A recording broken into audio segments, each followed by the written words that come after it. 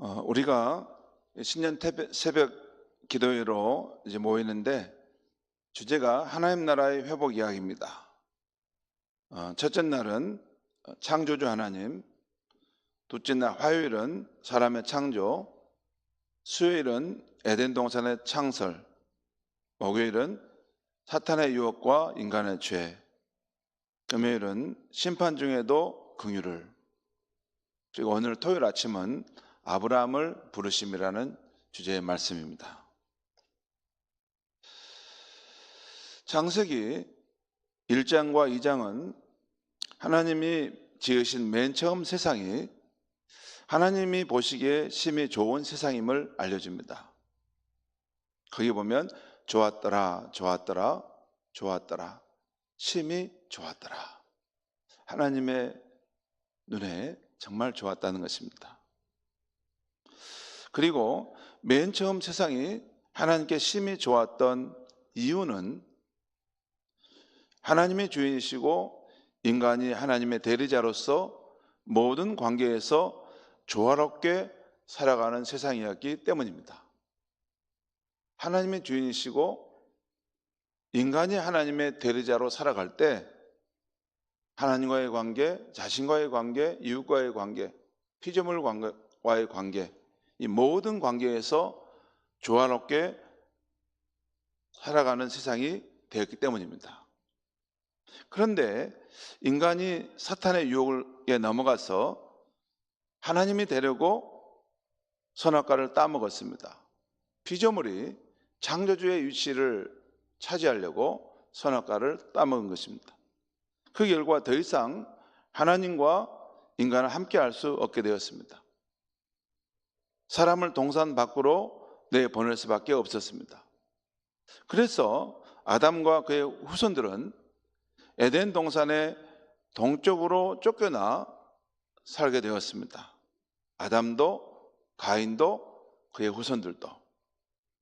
그곳에 살아가는 사람들은 하나님과 단절되고 낙원을 상실하며 고통과 노동 속에서 살아가게 되었습니다. 제가 자주 말씀드렸던 섀도우랜드, 죄와 고통과 슬픔이 있는 그림자의 세상 가운데 살게 된 것입니다. 예수님이 말씀하신 것처럼 수고하고 무거운 짐진 자들이 다 되어버린 것입니다. 자, 이렇게 하나님께 죄를 짓고 떠난 사람들의 세상은 잘 되어 갔을까요? 여러분 어떻습니까? 잘 되어 갔을까요? 잘 되어 가지 못했다는 것을 성경은 전해줍니다. 이것이 창세기 4장부터 11장까지에 나오는 내용입니다. 먼저 형 가인이 동생 아벨을 사랑하지 못하고 시기하여 죽입니다. 세상은 점점 죄로 뒤덮여져 가게 됩니다. 결국 노아 시대에 하나님 홍수로 세상을 심판하시게 됩니다. 그리고 방주에서 나온 이후 노아의 후손들이 온 세상으로 퍼져나갔는데요. 그러나 인간은 다시 바벨탑을 쌓아서 하나님을 부정하고 자기 이름을 높이려 했습니다. 결국 하나님은 그들의 위험을 보시고 언어를 혼잡게 하셔서 흩으셔야 했습니다. 여러분, 그러면 오늘 우리 시대의 사람들이 사는 세상은 어떻습니까? 하나님을 떠나 죄 가운데 빠져 방황하던 노아의 시대보다 더 나아진 세상이 되었습니까? 어떻습니까? 더 나은 세상이 되었을까요?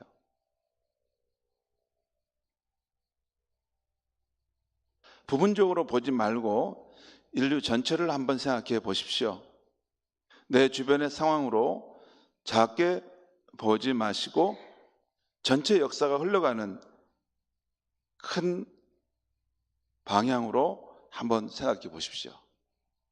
지금 미국이 어떻게 합니까? 지금 러시아가 어떻게 하고 있습니까?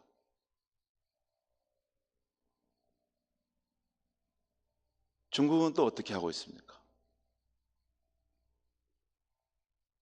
그리고 구체적으로 들어가서 우리가 살아가는 삶의 현실 속에서 그 인간의 어두운 면 속에서 일어나고 있는 일들은 얼마나 많습니까?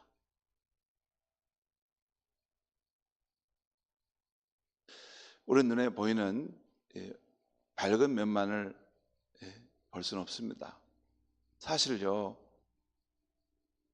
인간 세상에 제도와 법규가 있어서 그렇지, 제도와 법규가 없다면, 국가의 통제권이 없다면 이 세상은 무법천지가 얼마든지 될 수 있습니다.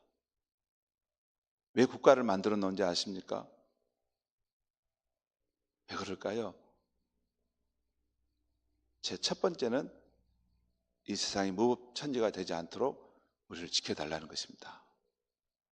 그 말의 의미는 인간의 본성은 언제든지 악한 쪽으로 발동할 수 있는 존재라는 것입니다.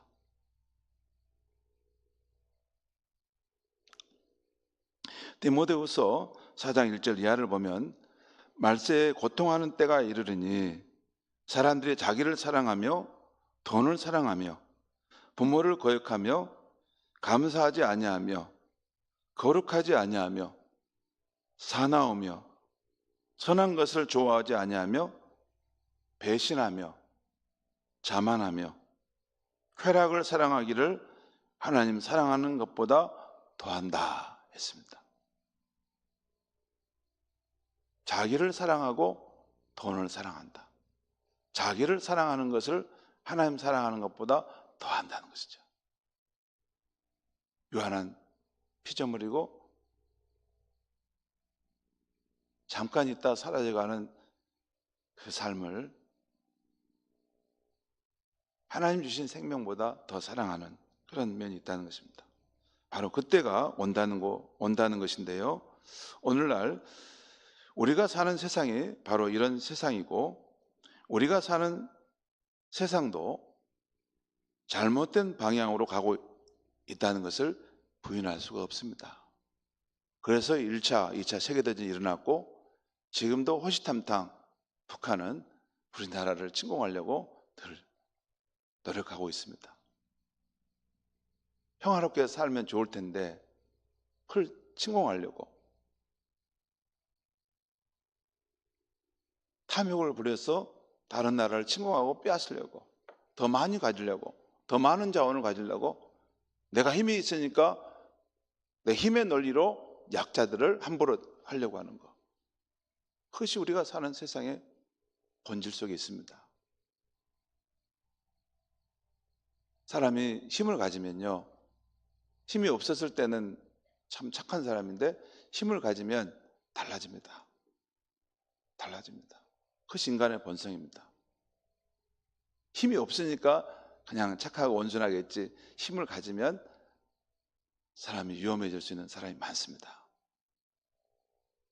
그리고 힘을 가진 사람은 항상 두려운 마음으로 자기 힘을 절제할 수 있어야 됩니다.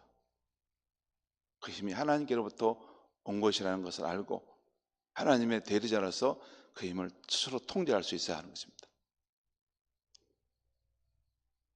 아무튼 우리가 사는 세상은 큰 역사의 흐름 속에 보면 잘못된 방향으로 여전히 가고 있는 것입니다. 이렇게 죄의 밤이 점점 더 깊어져 가고 인류의 회복의 희망이 사라져 갈 때 하나님은 한 가지 일을 준비하시고 시작하십니다. 곧 갈대아 우르 지방에 살고 있었던 아브라함을 부르신 것입니다. 이 아브라함을 부르신 이 사건 속에서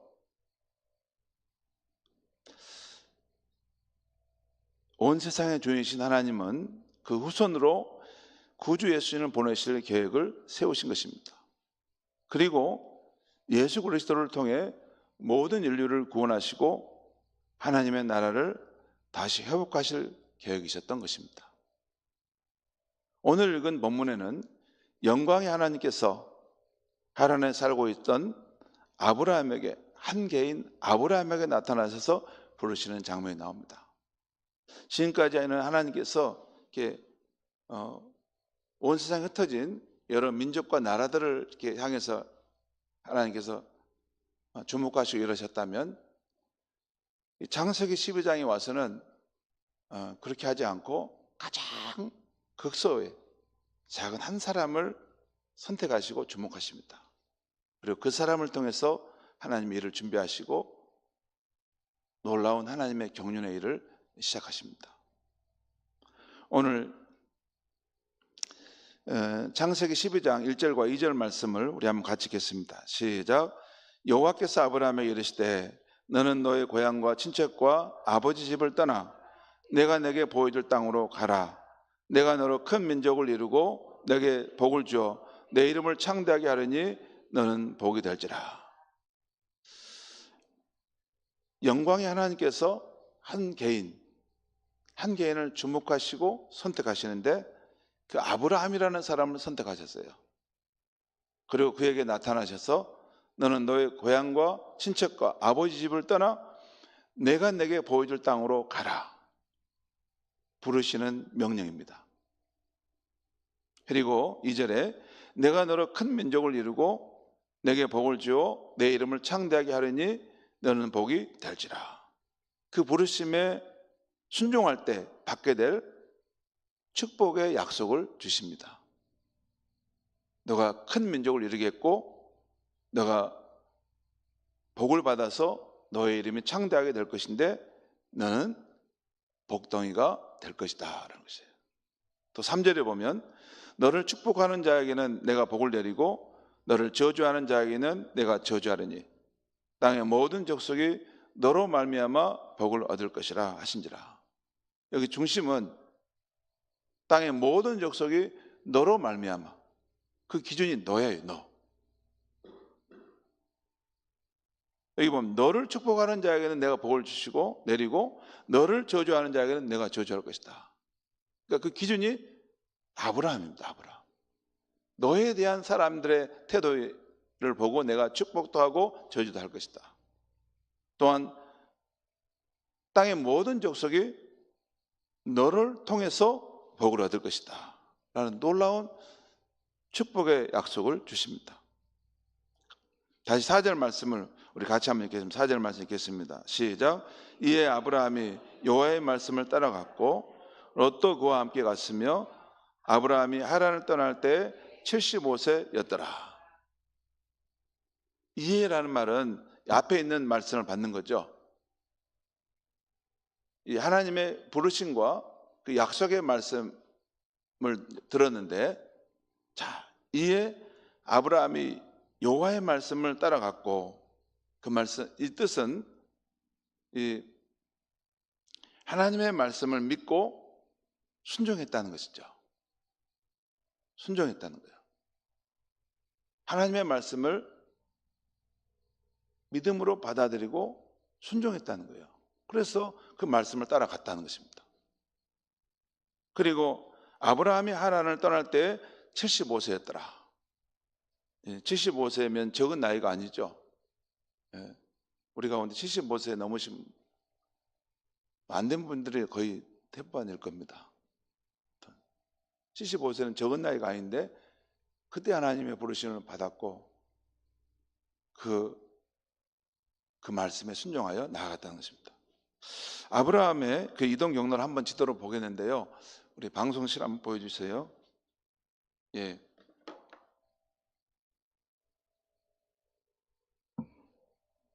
여기 아브라함이 여기요 살다 이쪽 지역입니다. 갈대아 우르, 하란, 그리고 또 지중해 옆에 있는 그 중동 지역, 이스라엘 지역을 넘어서 다메섹, 세겜, 베델. 오늘 우리가 읽었던 말씀에 세겜이 나오고 베델이 나오죠. 근데 저 하란에서 이 가나안 땅까지 들어올 때까지 한 600km 정도 됩니다.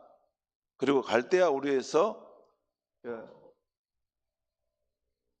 아브라함이 태어났던 고향 갈대아 우르에서 마지막 도착지인 세겜, 베델까지 오는 데는 1500km가 됩니다. 우리가 순천에서 서울까지 가는데 한 300km가 되죠. 350km 됩니까? 예. 그리고 아마 시너주까지 가면 그중 한 600km, 700km 되겠죠. 그러면 갈대아 우르에서 하나님 보여주시는 약속의 땅 가나안까지 올 때 1500km면 얼마큼 될까요? 순천 땅에서 시너주를 거쳐서 저 관도를 넘어서 아마 베이징 정도 북경까지 가야 될 것 같아요. 그 머나먼 대장정의 길을 아브라함이 그 부르심의 말씀에 순종하여 그 길을 따라갔다는 것이에요. 아마 이것조차도 한 몇 년을 거쳐서 아마 이게 가고 갔다가 중간에 또 목축업을 하면서 또 같이 가고 하나님의 부르심을 따라서 계속 하나님이 보여주신 땅이 어딜까 하면서 계속 그 길을 순례의 길을 따라갔던 것이죠. 그리고 그 약속의 땅에 들어간 것입니다. 이렇게 아브라함은 하나님의 약속의 말씀을 붙잡고 자기 고향과 친척과 아버지 집을 떠나 하나님이 보여주실 땅으로 나아갔습니다.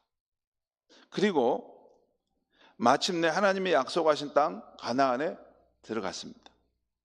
오늘 말씀에 보면 그때 하나님이 나타나 아브라함을 축복하시는 장면이 나옵니다. 그리고 그 땅에서 아브라함이 여호와 하나님을 경외하면서 살아간다는 것입니다. 성도 여러분, 이 아브라함의 이야기는 우리들의 선조들과 우리에게도 다 있는 이야기입니다. 우리가 언제부터 이 순천 땅에 와서 살게 되었습니까? 지금 우리가 이 순천 땅에 살고 있지만 많은 분들은 과거에 어느 때인가 그 선조가 이 순천 땅에 들어와 살게 되었을 것입니다. 물론 우리 자신이 바로 하나님의 섭리로 이 땅에 들어와 살게 된 사람들도 있을 것입니다. 그렇죠. 이 순천 땅에 들어와 산 것은 우연이 아닙니다. 저희 어머니가 광양에서 태어나 자라셨고 순천 땅에서 사셨고 이리도 가시고 광주도 가셨어요. 어떻게 그 삶의 거주지가 이렇게 옮겨 다녔는지. 근데 아무튼 이 순천 땅에 사셨던가 그 처녀 새댁일 때 누군가 전도한 사람을 만나서 이렇게 그 주인이 예수를 믿고 이렇게 자기가 너무 좋아서 이렇게 그 셋집에 사는 우리 어머니에게 복음을 전해줘서 교회를 다니게 되었다 하는 말씀을 어머니가 하신 이야기를 들었어요. 아무튼 그런 과정을 통해서 우리가 들어와 살고 있는 거죠. 이 동남아시아 그 베트남이나 이런 또 필리핀 이런 여인들이 한국 남편을 만나 살게 되었는데 이 한국 땅에 와서 예수를 믿고 하나님을 섬기게 된 분들도 다 보이지 않는 가운데 하나님의 인도하심의 손길이 있었던 것입니다. 우연히 이렇게 올 수 있는 게 아니죠. 사도행전 17장에 제가 늘 말씀드리지만 천지에 주신 하나님께서 우리 인간이 살아갈 거주의 경계와 삶의 연대를 정하신다 하는 표현이 있습니다. 그래서 우리가 여기 있으면 살고 있는 것입니다. 아브라함도 그렇게 하나님의 부르심을 받아서 그 땅으로 들어간 것이죠. 다시 7절부터 9절까지 말씀을 제가 읽겠습니다. 여호와께서 아브라함에 나타나 이르시되 내가 이 땅을 내 자손에게 주리라 하신지라. 자기에게 나타나신 여호와께 그가 그곳에서 제단을 쌓고 거기서 베델 동쪽 산으로 옮겨 장막을 치니 서쪽은 베델이요 동쪽은 아이라. 그가 그곳에서 여호와께 제단을 쌓고 여호와의 이름을 부르더니 점점 남방으로 옮겨갔더라. 우리도 어디 거주를 정했다가 거기서 또 다른 곳으로 옮겨가고 또 옮겨가지 않습니까? 이렇게 아브라함도 약속의 땅에 들어가 살았지만 또 다른 곳으로 또 옮겨갔다는 것입니다. 여러분, 이후의 창세기를 보면 하나님께서 아브라함의 삶을 통해 또 그의 후손인 이삭, 야곱, 요셉의 삶을 통해 어떻게 그들과 함께 하셨고 주변 사람들을 축복하셨는지를 보여줍니다. 아브라함과 이삭과 요셉과 야곱과 요셉이 사는 곳에 하나님 늘 함께 하시고 그들을 통해 주변 사람을 축복하는 이야기가 많이 나오죠. 여러분, 아브라함 때문에 그 주변의 사람들이 복을 받고 이삭 때문에 우물로 인해서 서로 분쟁이 있었는데 이삭이 다 그 우물을 다 나눠주고 그냥 가지 않습니까? 그리고 야곱으로 인해서 그 외삼촌 나발의 집이 큰 복을 받는 것이 나오지 않습니까? 마지막에는 요셉으로 인해서 그 애굽 땅의 사람들과 그 시대 아프리카와 또 중동 지방에 살던 사람들이 그 흉년의 때를 7년의 흉년의 때를 살아남을 수 있지 않았습니까?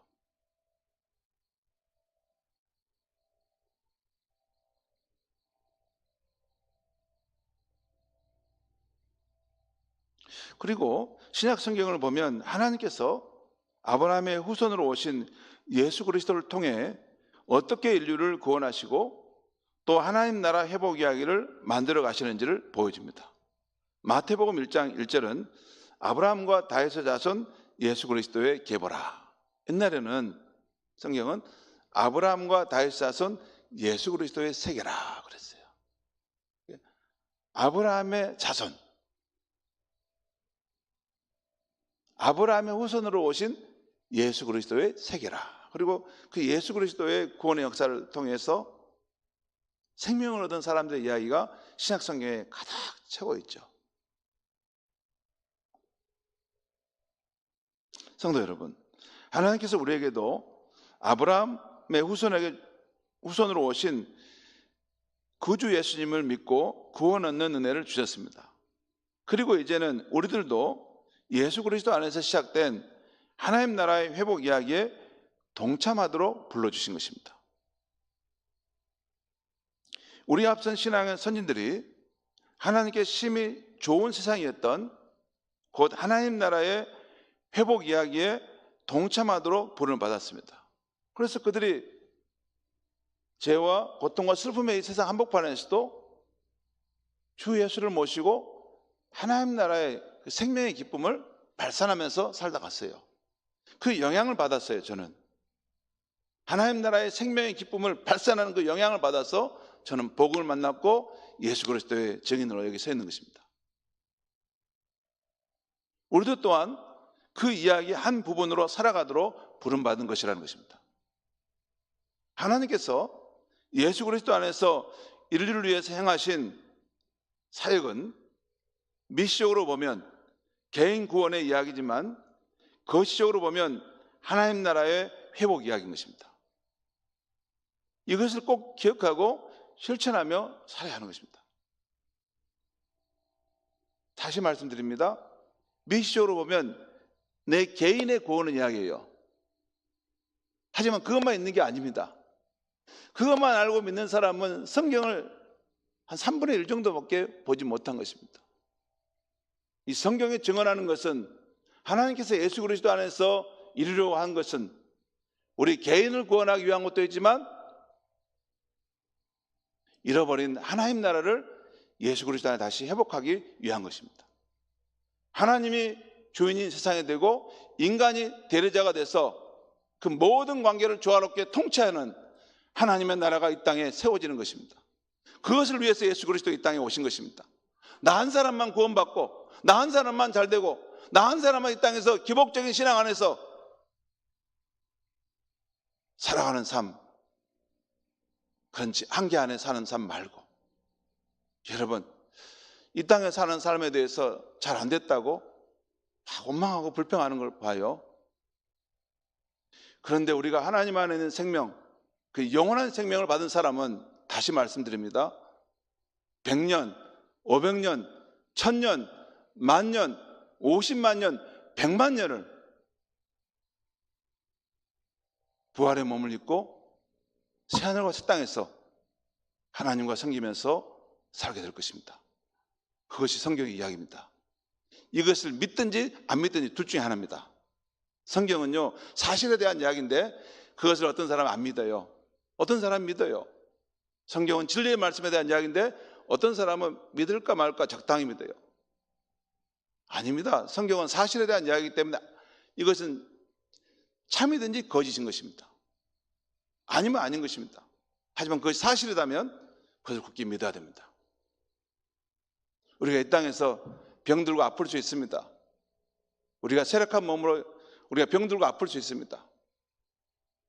그리고 여러분과 저도 그 병에 걸릴 수 있습니다. 하지만 그 병에 들렸다고, 어떤 상황이 어렵다고 하나님께 받았던 그 놀라운 그 생명의 축복은 아랑곳 없고, 잠깐 한 10년, 몇 년 더 살 것에 대해서 원망하고 불평하고, 나는 왜 이렇게 삶이 고달픈가? 그렇다면 그가 받은 하나님의 그 생명 조회는 어떤 것입니까? 부활의 몸, 영원한 생명을 얻는다는 것은 어떤 것입니까? 그것은 아무것도 아닙니까? 진짜 하나님의 생명, 거듭난 생명, 영원한 생명을 받은 사람들은 사자밥이 되고 십자가에 못 박혀 죽어가는 상황 속에서도 예수를 받는 믿었던 그 기쁨과 천국의 소망으로 마지막 생을 마쳤던 것입니다. 기독교는 그런 것입니다. 기독교는 이 땅에 있는 어떤 좀 더 잘 살고 좀 더 부유하고 좀 더 풍요로운 삶의 정도로 비교될 것이 아니라는 것입니다. 이 세상 모든 것을 다 주고도 살 수 없는 하나님의 생명, 영원한 생명을 받은, 축복을 받은 사람들이 기독교인입니다. 저는 그것을 믿고 사는 사람입니다. 그래서 제가 여러분 말씀을 전할 때 타협하지 못하는 이유가 그렇습니다. 너무나 값싼 복음으로 생각하는 것이 너무 마음이 슬플 때가 있습니다. 이 땅에 있는 무엇을 좀 가지고 그것을 더 가지는 것이, 그리고 그것을 상실한 것이 그렇게 하나님을 믿는 것보다 하나님으로부터 받은 장차 올 하나님의 영광과 비교했을 때 별것이 아닌가.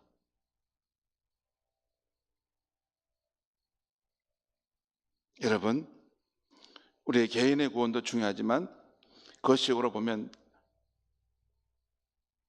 영원한 그 나라, 하나님 나라를 회복하도록 우리가 부름받았다는 것을 생각하면서 이 땅에서부터 주 예수님을 왕으로 모시고 주님과 함께 내가 속한 그 자리를, 그 가정과 공동체와 그 일터를 하나님의 나라의 회복의 자리로 변화시켜가는 것, 그건 영광의 삶인 줄 믿습니다.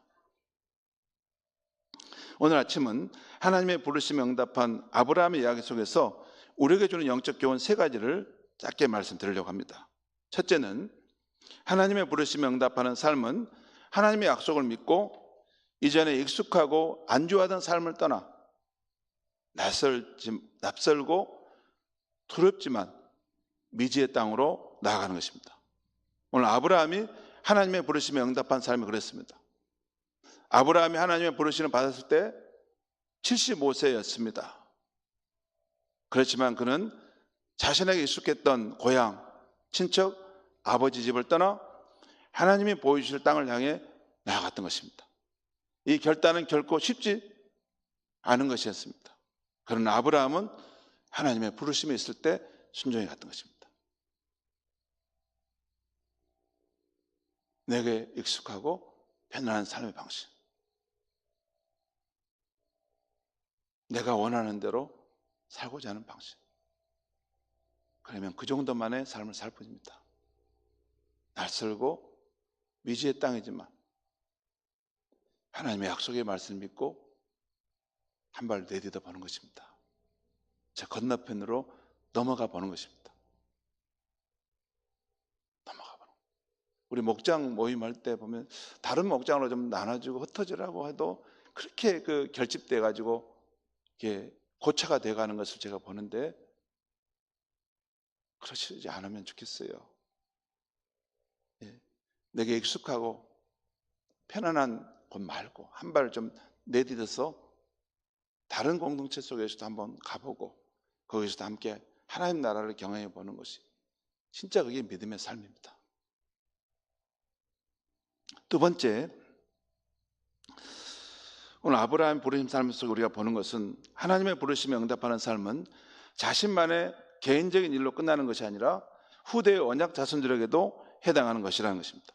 오늘 하나님이 아브라함을 부르신 것은 아브라함과 그 언약 자손인 이삭, 야곱, 요셉, 그리고 그의 후손까지 해당되는 부르심인 것이었습니다. 성도 여러분, 우리도 하나님이 나만 부르신 것이 아니라 나를 통해 이루어진 우리의 자녀들과 그 후손들도 부르셨다는 것을 잊지 않으시기 바랍니다. 잘못된 신앙을 가지신 분들이 계세요. 나 혼자만 딸랑 구원받으면 된다. 그건 하나님과 관계없이 자기 생각의 방식의 신앙입니다. 진짜입니다. 어디 성경에 자기 혼자만 딸랑 구원받으라고 했는가? 그런 거 없습니다. 그러니까 성경의 진리의 말씀은 딱 문을 닫아버리고 나 혼자만 그냥 내가 생각하는 방식으로 산다는 거예요. 그렇지 않습니다. 그 가족을 구원하고 또 우리 자녀들을 구원해 가는 것이 어려울지라도, 그 쉽지 않을지라도 진리는 진리대로 받아들이는 것입니다. 하나님이 우리를 구원하신 것은 나만이 아니라 우리의 가정과 주 예수를 믿으라. 그리하면 너와 내 집이 구원을 받으리라. 그리고 언약 자손을 세워서 이 땅 가운데 생육하고 번성하고 하나님의 나라를 이 땅에 펼쳐가도록 부르신 것이 저와 여러분을 부르셨다는 것을 꼭 기억하시며 살아갈 수 있기를 바랍니다. 세 번째는 하나님의 부르심에 응답하는 것은 하나님의 축복의 근원이 되는 삶을 살라는 것입니다. 곧 너는 하나님께 복을 받는 통로가 되어라. 제가 며칠 전에 하나님과 연결되는 관이 되어야 된다고 했잖아요. 하나님과 연결된 관이 되지만 하나님께서 이 세상을 축복하시는 통로가 나라는 거예요. 나를 통해서 하나님께서 그 축복을 붓기도 하고 닫기도 한다는 거예요. 내가 어느 곳에 가면 나를 통해서 복 없는 이 사람들이 하나님의 놀라운 축복을 받게 되고 그들이 나를 부정하고 나를 거부하고 저주하면 그 복이 닫힌다는 것이에요. 너는 하나님께 복을 받는 통로가 되어라. 그래서 땅의 모든 족속이 너로 말미암아 복을 얻게 하라는 부르심에 응답하는 것입니다. 그것이 아브라함의 삶에 나타난 하나님의 부르심에 응답하는 삶의 모습이었어요. 너는 축복의 근원이 되라. 제가 여러분 한 번씩 윌리엄 보크라는 미국 사람의 이야기를 제가 하죠. 원래 그 아이가 어렸을 때 영국에 살았고 그냥 가난하게 살았어요. 고아였어요. 근데 너무 살기 어려우니까 미국으로 보스턴으로 이민을 가는데 그 떠날 때 그 할아버지가 신앙이 있어가지고 그 어린 보크에게 보크야, 너는 하나님 믿는 사람인데 너는 어디를 가든지 그것을 복되게 하는 사람이 되라. 어디를 가든지 그것을 복되게 하는 사람이 되라. 그거 잊지 말고 가라. 그럼 하나님이 너를 축복하실 것이다. 그 말을 하나 해줍니다. 그래서 보크가 그 보스턴에 내려서 거기서 어렸을 때 이게 신문팔이부터 시작하는데 거기서 그 주변을 깨끗이 정리하고 항상 근면하고 성실하게 내가 그곳에 있는 것을 주변 사람들이 복을 받도록 하는 그런 삶이 뭘까? 늘 그렇게 살다 보니까 그 나중에 최고의 그 회사의 커티스 출판사의 회장까지 올라가는 유명한 입시전적 인물이 되었다는 것입니다. 내가 있는 곳을 복되게 하라. 저도 제 딸들에게 그 말을 해줬어요. 어디를 가든지 내가 있는 곳을, 너가 서 있는 그 자리를 주변 사람들에게 복을 끼치는 사람이 되거라. 성도 여러분, 하나님께서 예수 그리스도 안에서 저와 여러분을 부르신 것은 우리의 구원을 넘어서 하나님 나라의 회복 이야기에 참여하라는 부르심인 줄 믿습니다. 우리의 삶이 하나님의 이야기 속에, 그리스도의 이야기 속에 편입되어 살아갈 때 우리는 우리의 인생 이야기는 영원히 남는 이야기가 될 줄 믿습니다. 기도하겠습니다. 하나님 아버지, 오늘 이 아침에 마지막으로 하나님 나라의 회복 이야기를 다시 하게 하시니 감사합니다. 하나님 아버지, 하나님이 우리를 구원하신 것은 우리 개인의 구원을 넘어서 이 땅에 무너져버린 하나님 나라를 회복하기 위한 것이라는 것을 일깨워 주시니 감사합니다. 우리들이 하나님께로부터 내려오는 축복의 통로가 되어서 우리가 있는 그 어느 곳에서나 생명의 복음을 전하고 그 이웃의 사람들을 복되게 하는 축복의 사람들이 되게 하여 주시옵소서. 예수님의 이름으로 기도하옵나이다.